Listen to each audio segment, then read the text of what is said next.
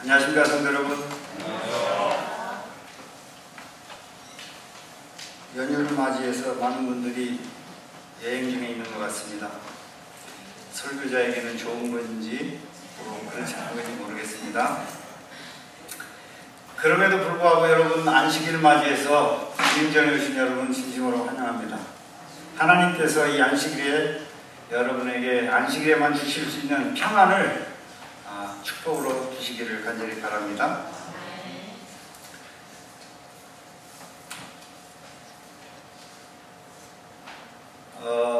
그리스도인의 삶에서 그리스도인으로 살아가는 데 필요한 덕목들이 어떤 것들이 있을까요? 우리들이 그리스도인으로 생활하면서 해야 할 것들, 그런 것들 여러분은 어떤 것들이 있을 거라고 생각을 하십니까? 예, 많은 것들이 있지요. 우리가 성도 간에 서로 사랑을 나누는 일도 참 중요한 일입니다. 그 다음에 또 우리 하나님께나 또 우리가 직분을 맡았다면 충성하는 것도 우리 그리스도인으로서 참 소중한 직분이고 해야 할 그런 것이지요. 또 청지기도 그렇습니다. 또 우리가 다 예수님의 제자가 되는 것도 마찬가지고요.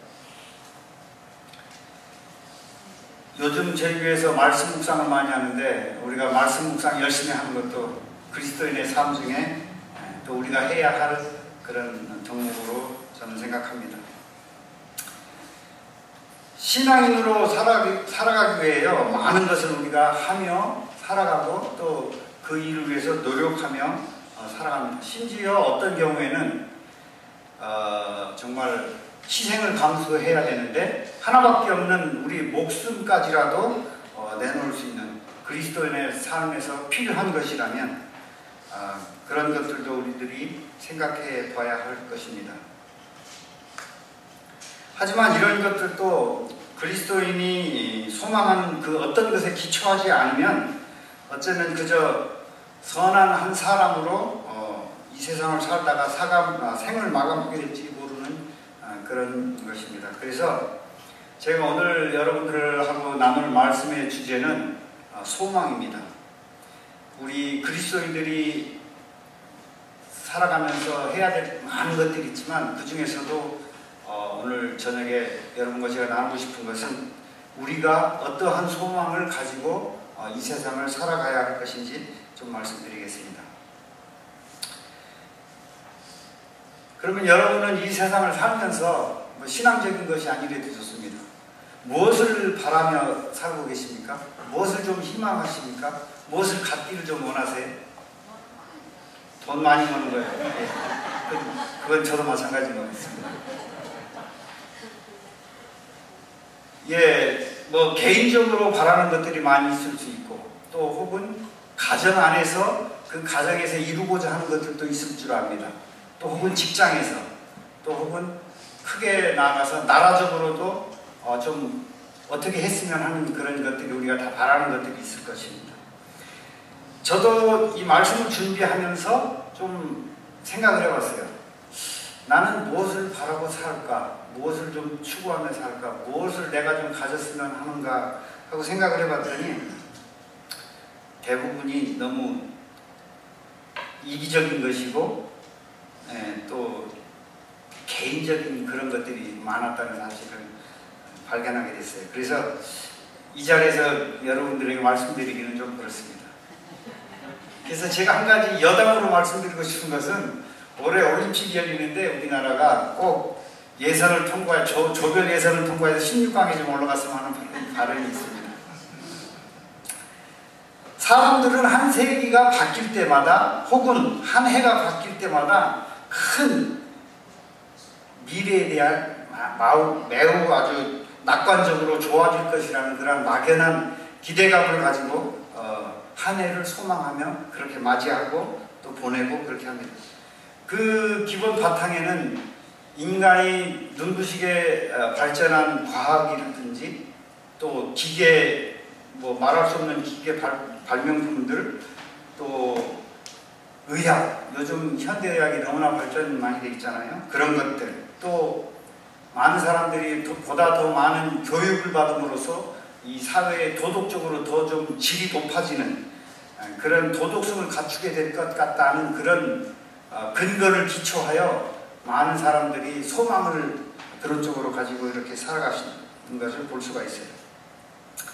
하지만 언제나 현실은 더욱더 악해지는 죄로 인해 도덕이 무너지고 인간에 의해 환경은 자꾸 파괴되고, 그래서 더 이상 미래에 대해 낙관하기가 어려운 그런 현실에 저희들이 살고 있습니다. 누가복음 21장 25절에서 26절 말씀에 하나님께서 마지막 시대의 징조에 대해서 1월 성신에는 징조가 있겠고 땅에서도 민족들이 바다와 파도의 우는 소리를 인하여 혼란 중에 곤고하리라. 사람이 세상에 임할 일을 생각하고 무서워함으로 기절하리니 하늘의 권능들이 흔들리겠습니다. 예, 정말 예수님께서 우리들에게 주신 이 마지막 징조가 아니더라도 지금 우리는 충분히 현재 정말 기절할 만큼 많은 사건들을 안고 경험하며 그러고 살아가고 있는 것 같습니다. 갖가지 폭탄 테러나 또 아무 원한도 없고 이해관계도 없고 알지도 못하는 사람에게 살인을 당하는 것 같은 그런 끔찍한 사건들,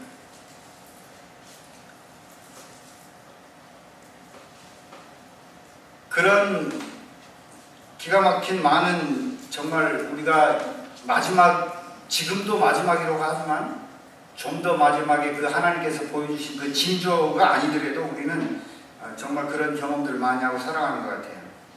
그러나 다행인 것은 우리 그리스도인들에게는 여전히 희망이 있다는 사실입니다. 세상에 임할 일을 생각하고 무서워할 것이라고 말씀을 하지만 내가 할 수 있는 어떤 것을 통해서가 아니라 사랑의 하나님께서 예수님을 통해서 우리에게 약속해 주신 그 근거로 우리에게는 아직 여전히 희망이 있는 것입니다. 현재 벌어지는 끔찍한 사건들이나 후에 있을 마지막 징조들을 통해서 그리스도인들이 염려하지 말아야 하고 근심하지 말아야 하고 놀라지 말아야 할 것은 그런 시련과 고난이 앞으로 우리에게 있을 것이라고 주님께서는 분명히 우리에게 미리 말씀해 주셨어요. 그래서 우리가 그것을 이미 알고 있기 때문에 우리들은 그런 사건이 있을 때 하나님께서 미리 말씀하신 사건이 그런 일들을 통해서 진실임을 우리가 재차 확인하고 예수님을 더욱더 굳게 믿는 그런 믿음이 우리들에게 더 필요한 것입니다.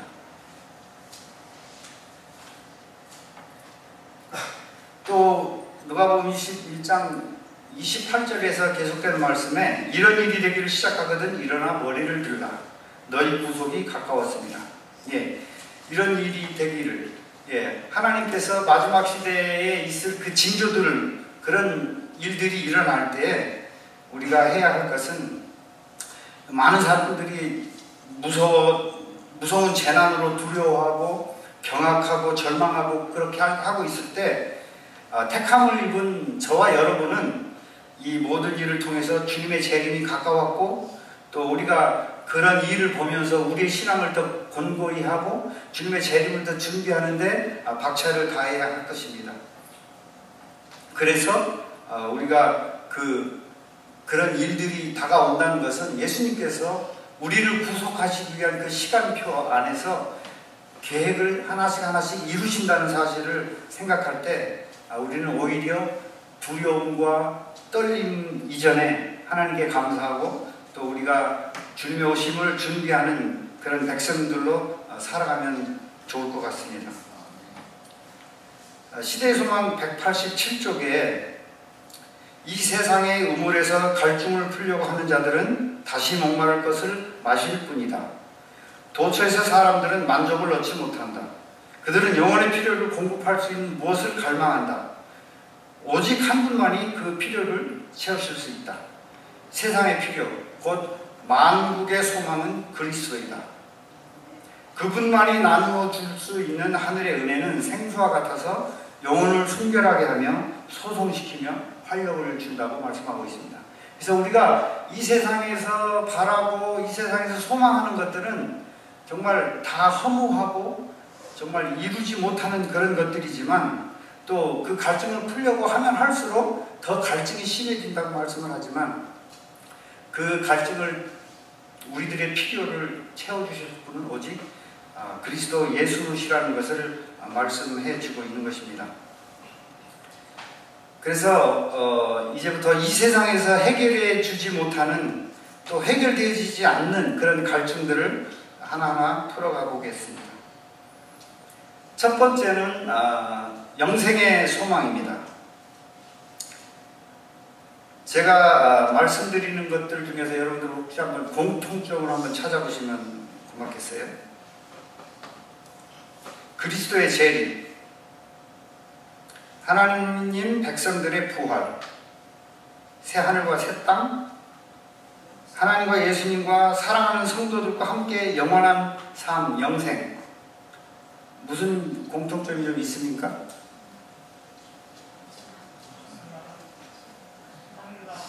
예, 하늘나라, 예. 소망에 관한 것들이죠, 다. 예. 그리스도의 재림도 우리들의 소망이고, 하나님의 백성들이 부활할 것도 우리들에게 있어서는 소망이고, 또 새하늘과 새 땅, 또 예수님과 영원히 살 그런 것, 정말 우리들에게 바라는 다 소망들입니다. 그렇지만 또 한 가지는 우리가 바라는 지금까지 이런 소망들이 다 미래에 있다는 것이에요. 현재 있는 것이 아니고 다 미래에 있다는 것입니다. 그렇지만 구원은 현실적이고 실제적입니다. 그래서 이 세상에서 지금 구원을 확신할 때 모든 미래의 소망은 비로소 우리들의 것이 되는 것입니다. 그래서 우리가 미래의 소망을 가지고 살아가지만 우리가 구원을 확신할 때, 지금 구원을 확신하며 살아갈 때 그러한 소망들이 미래의 것이 아니고 더 이상 미래의 것이 아니고 우리들에게 현 생활 속에서도 충분히 이루어지는 그런 것들이라고 생각을 합니다. 사도 바울은 만약 우리가 그리스도로부터 분리되어 있다면 우리는 세상에서 소망이 없고 하나님도 없는 자라고 말씀을 하셨어요. 맞는 말씀입니까? 예. 그 참포도나무 비유에서도 마찬가지죠. 우리가 그 나무 가지에서 떨어져 나가면 소망이 없습니다. 더 이상 생명이 없는 것이에요. 그거와 마찬가지로 사도 바울께서도 예수님이 없는, 하나님이 없는 것은 소망이 없다고 말씀하셨습니다. 그래서 하나님 밖에 있을 때 그리스도 없는 세상 사람들에게 채워지지 않는 것들에 기대어 살 수밖에 없어요. 우리가 하나님에게서 떨어져 분리되어 된다면, 우리가 하나님 밖에 있다면 세상 사람들과 별반 다를 게 없고 또 그들과 같은 기대를 가지고 살아갈 수밖에 없다는 것입니다. 그 반대로 이제는 전에 멀리 있던 너희가 그리스도 예수 안에서 그리스도의 피로 가까워질 때 우리들에게 위대한 변화가 일어난다고 말씀하십니다. 예. 우리가 예수님 안에 있을 때, 그리스도 밖에 있지 않고 예수님 안에 있을 때는 우리에게 많은 변화가 일어난다고 저희들에게 말씀해 주고 계십니다. 사도 바울도 이렇게 말씀을 해 주셨지만 우리 주님께서도 거의 유사한 말씀을 해 주셨어요. 요한복음 5장 24절에 내가 진실로 진실로 너희에게 이르노니 내 말을 듣고 또 나 보내신 이를 믿는 자는 영생을 얻었고 심판에 이르지 아니하나니 사망에서 생명으로 옮기셨느니라. 네.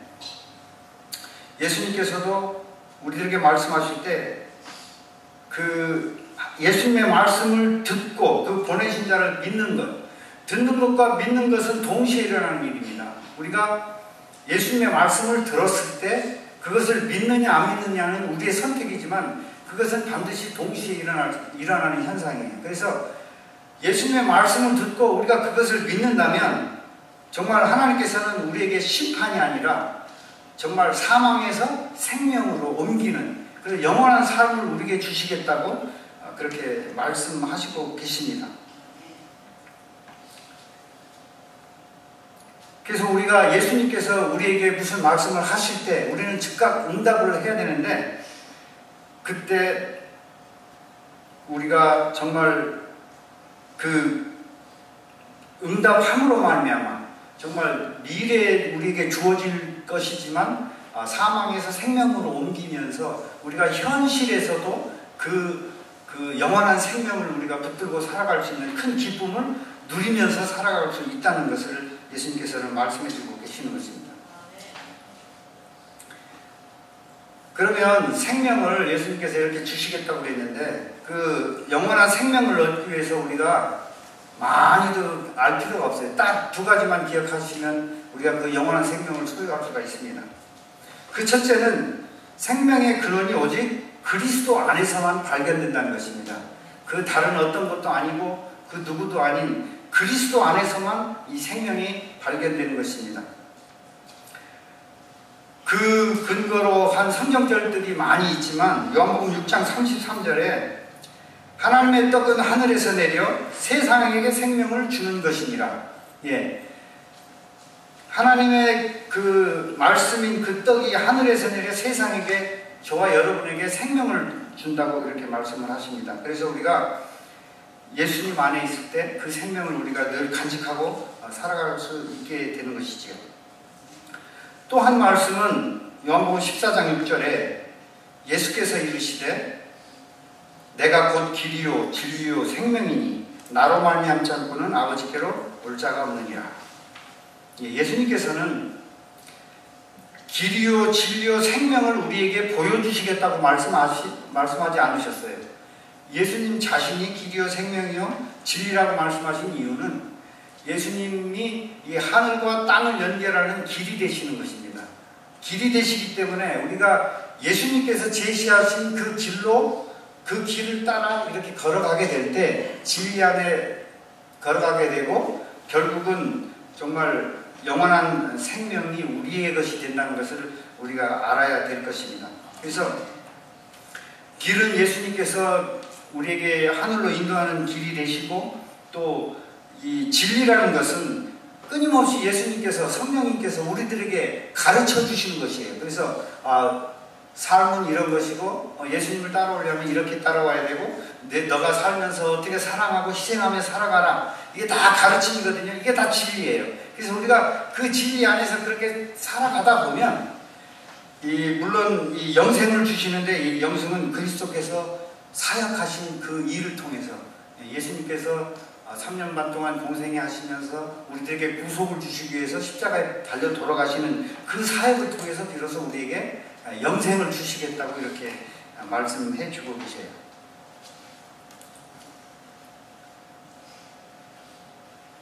그래서 예수님이 계신 곳이면 어디나 생명이 있어요. 그래서 예수님을 여러분 마음에 모시면 어떨까요? 생명이 있습니까? 예, 예수님이 있는 곳에는 생명이 있기 때문에 예수님을 여러분의 마음에 모시면 여러분 마음에 모실 때 여러분에게 생명이 있고 그 생명이 영원히 이어진다는 것을 여러분들이 아시면 좋을 것 같습니다. 둘째는 그러면 그 생명을 얻기 위하여 제가 두 가지를 제시했는데 하나는 예수님에게만 생명이 있다고 그랬어요. 그 둘째는 생명이 예수님이 있다는 그 사실을 그냥 믿는 것입니다. 그냥 예수님에게 있다는 것을 알고 믿지 않는다면 그것은 우리가 영생을 잃어버릴 수밖에 없는 것이죠. 그래서 예수님에게만 생명이 있다는 것을 우리가 믿어야 되겠어요. 확실히 믿고 그 예수님을 우리가 열심히 따라가고 그분을 소유하기 위해서 날마다 부단히 노력해야 되는 것입니다.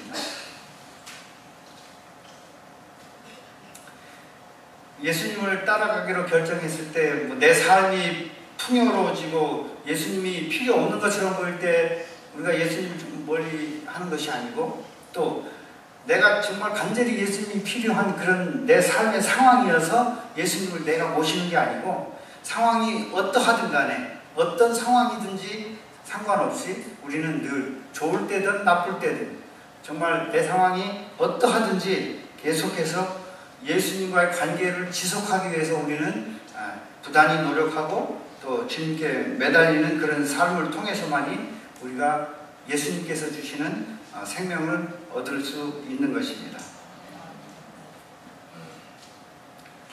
두 번째는 부활의 소망입니다. 예수님이 재림하실 때 믿음 안에 살아있는 경우를 제외하면 저와 여러분은 언젠가는 모두가 어떻게 해요? 죽어요. 예수님이 재림하시는 그날 살아있는 성도가 아니라면 여러분과 저는 죄의 결과로 인해서 누구나 다 죽을 수밖에 없습니다. 죄가 우리를 그렇게 죽게 했어요. 우리 모두는 아마 다 한 번씩은 경험했을 거예요. 사랑하는 사람들과 사별의 그 이별을 다 경험을 했을 것입니다. 그렇기 때문에 우리는 그 사별의 이별이 얼마나 아프고 힘들고 또 절망적인지 우리가 다 알아요. 그보다 더 슬픈 것은 이제 곧 다른 사람 그 누가 사별이 아니라 내가 그 사별을 맞이할 시간이 다가오고 있다는 것이에요. 예, 저도 그 사별의 시간을 피할 수 없다는 것이에요. 그렇기 때문에 우리가 원튼 원치 않든 우리는 다 그런 경험을 할 수밖에 없습니다. 그래서 우리가 이별하는 그날이 영원한 이별이 아니길 정말 간절히 기도드립니다. 고린도전서 15장 20절에 그러나 이제 그리스도께서 죽은 자 가운데서 다시 살아 잠자는 자들의 첫 열매가 되셨느니라. 예, 이 구약 성경에서 첫 열매를 하나님께 드린다는 그 의미는 그 전체의 열매를 드린다는 뜻이라고 해요. 그 성경 주석에 보니까. 그러므로 우리가 구약 성경에 제사 드릴 때 그 수호산의 첫 열매를 드린다는 것은 그 모든 열매를 다 드린다는 그런 뜻으로 우리가 하나님께 제사를 드렸던 것처럼 이 그리스도가 첫 열매로 부활하셨다는 것은 나중에 우리 모든 성도들이 믿음 안에서 잠들었던 모든 성도들이 다시 부활할 것을 보증하는 그런 사건인 것입니다. 그래서 하나님께서 예수님께서 첫 열매로 부활하신 것은 저희들에게 너무나 감사한 일이에요. 왜냐하면 우리도 다시 예수님처럼 부활할 수 있다는 사실을 우리가 알기 때문에 그렇습니다. 그 다음 또 22절에 보니까 아담 안에서 모든 사람이 죽은 것 같이 그리스도 안에서 모든 사람이 삶을 얻겠다고 말씀하고 계십니다. 여기에 보면 누구누구 안에서라는 말이 나오는데 이 안에서라는 말은 그 믿는 자가 그 현재 서 있는 위치를 가리키는 거라고 해요. 그래서 우리가 아담 안에 있을 때는 우리의 위치가 사망으로 죽을 수밖에 없었어요. 죄의 결과로 인해서 내가 아담 안에 서 있었기 때문에 그 내 믿음의 위치가 거기였기 때문에 우리가 죽을 수밖에 없었지만 그리스도 안에서 모든 사람이 삶을 얻으리라고 했어요. 그래서 우리가 그리스도 안에 서 있을 때 그때는 우리들에게 더 이상 그 사망이 없고 예수님의 그 주시는 생명으로 인해서 우리가 사망이 아닌 그런 생명의 그런 부활로 우리가 서 있을 수 있다고 이렇게 말씀하고 계시는 것입니다. 그래서 아담은 모든 인간을 대표하는 존재이며 결국은 사망에 이르렀지만 그리스도는 새 생명을 대표하는 존재이고 부활하셔서 우리를 영원한 그 하늘에 데려가시기 위해서 하나의 일을 더 성취하신 것을 우리가 볼 수가 있습니다. 어쩌면 사망과 생명의 관계는 단절되어 있는 것처럼 보이지만 그러나 그리스도와 성도는 그 신앙을 통해서 줄이 연결되어 있는 것처럼 우리가 그렇게 연결되어 있다면 이 단절되어 있는 것처럼 보이는 사망과 생명 사이에 우리가 사망에서 생명으로 언제든지 옮겨갈 수 있다는 것이. 그래서 우리가 신앙생활하는 게 늘 언제나 예수님과 나의 그 줄이 늘 연결되어 있어서 끊어지지 않는 게 참으로 중요한 것 같습니다. 왜? 그게 끊어지면 우리는 그냥 사망에 머무를 수밖에 없어요. 그러나 그 신앙의 줄을 통해서 우리는 늘 이 사망에서 생명으로 우리의 상태를 보존하고 지켜나갈 수가 있는 것이기 때문입니다. 그러므로 그리스도 안에서라는 말은 그리스도인에게 그리스도인의 생명의 힘이 역사하는 상태를 의미하는 것이에요. 우리가 그리스도 안에 있을 때 예수 그리스도께서 그 생명을 우리에게 주심으로 예수님이 우리 안에서 역사하신다는 것을 우리가 인식하고 살아갈 때 우리가 정말 좌절하지 않고 넘어지지 않고 늘 용기 있고 힘 있게 살아갈 수 있을 거라고 그렇게 생각을 합니다. 우리가 그리스도 안에 있을 때 생명이신 그리스도가 살아계시기 때문에 우리에게는 영생이 있는 것입니다. 베드로전서 1장 3절에 찬송하리로다 우리 주 예수 그리스도의 아버지 하나님이 그 많으신 긍휼대로 예수 그리스도의 죽은 자 가운데서 부활하심으로 말미암아 우리를 거듭나게 하사 산 소망이 있게 하셨다고 이렇게 말씀하셨어요. 우리가 이 죄와 허물로 인해서 절망 속에서 그런 허덕이고 있는 우리들에게, 인간에게 그리스도의 그 십자가 사건을 통해서 새 생명을 주심으로 우리에게 거듭날 수 있는, 거듭나게 하시는 그런 소망을 저희들에게 주셨어요. 그러므로 우리가 거듭날 때 우리에게는 산 소망이 있는 것입니다. 우리가 죽고 다시 거듭났을 때, 예수님 안에서 다시 거듭났을 때 우리에게 새로운 산 소망이 주어진다고 하나님께서 말씀하셨어요. 그래서 이 산 소망에 대한 것은 사단의 지배 아래서 하나님의 진노의 심판을 피할 수 없었던 저와 여러분이 그리스도를 받아들임으로써 하나님의 자녀가 되는 영생을 얻게 된 것, 그것을 가리키는 것이에요. 그래서 우리가 그 하나님을, 베드로는 그 예수님을 찬송하리라고 이렇게, 찬송하라고 이렇게 저희들에게 권면하고 있는 것입니다. 부활의 아침에 저와 여러분은 두 부류로 나누어지게 될 것입니다. 예수님의 부활을 믿는 자들은 무덤에서 부활하여 승천하는 특권을 누릴 것이고, 믿지 않는 자들은 영원한 멸망에 이를 것입니다. 우리가 죽었다가 예수 그리스도께서 재림하셔서 부활할 거잖아요. 우리가 다시 부활하면 보톡스 맞지 않아도 이제 늙지 않아요. 그 다음에 더 이상 당뇨가 없습니다. 저처럼 심장 수술할 필요가 없어요. 예, 하나님께서 천지를 창조하셨던 것처럼 우리 모든 사람들을 새롭게 만드시는데, 지금 나의 있는 모습에 다른 사람으로 완전히 하는 게 아니고 내가 지금 있는 이 모습에서 새롭게 재창조하신다고 그러셨어요. 그래서 우리가 새롭게 창조됐다고 해서 내가 김종화 장로님을 그때 가서 모르는 게 아니에요. 여전히 다 우리가 알 수 있고 그런 관계들을 추억하며 그러고 살아갈 것인데, 예수님께서 우리를 그렇게 완전히 다른 인간으로 창조하시는 게 아니고 있는 자체에서 새롭게 창조하셔서 저희들에게 그렇게 하신다는 것입니다. 그래서 우리가 그런 소망도 함께 또 가지고 살아가면 즐거울 것 같습니다. 그래서 우리가 오로지 염려하고 믿을 것은 그런 부활 후에 우리가 어떻게 변화되고 그런 것들이 아니고, 그리스도께서 우리를 위하여 죽음을 정복하시고 부활하셨다는 사실을 믿는 그 믿음이 저희들에겐 더 필요하고 절실하고 또 우리들이 가져야 할 그런 믿음이라고 생각을 합니다. 이제 마지막으로 재림의 소망입니다. 우리 그리스도인들의 궁극적인 소망은 재림하실 그리스도입니다.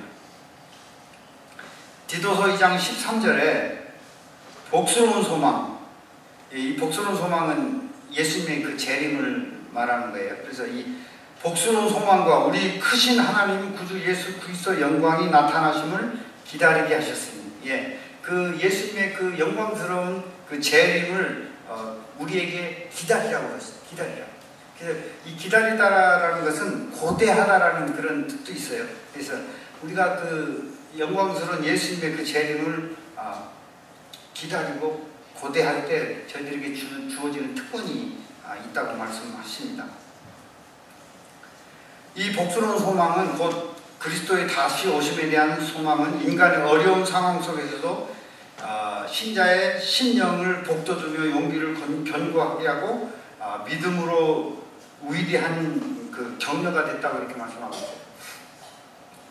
이 예수님께서 다시 오시겠다는 이 재림의 소망은 우리 신앙인들이 살아갈 때 여러 가지 같지 않은 어려움을 당하고 또 고초를 겪고 좌절하고 실망하고 정말 아픈 그런 일들이 많아요. 그렇지만 이 예수님의 재림을 통해서 우리의 그런 것들이 모든 것들이 치유되고 또 용기를 얻게 되고 예수님의 재림이라는 그 소망 때문에 우리가 우리의 믿음이 더 굳게 서지고 끝까지 견디며 기다린다고 그렇게 말씀하고 계십니다.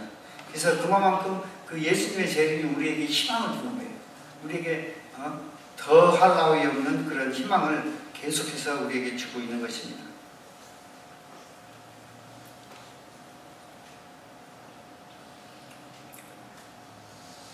바울은 교인들에게 그리스도의 대표자로 살아가도록 호소하면서 그리스도인들은 세상에서 탁월한 삶을 살 뿐만 아니라 측량할 수 없는 영생의 선물을 상급으로 받는다고 말하고 있습니다. 그래서 끝까지 기다린 사람, 기다림의 결과로 그날 아침 그리스도 재림의 그 영광을 바라볼 때 그냥 얼마나 그날 기쁘겠어요? 저 여러분 생각만 해도 기쁘겠죠?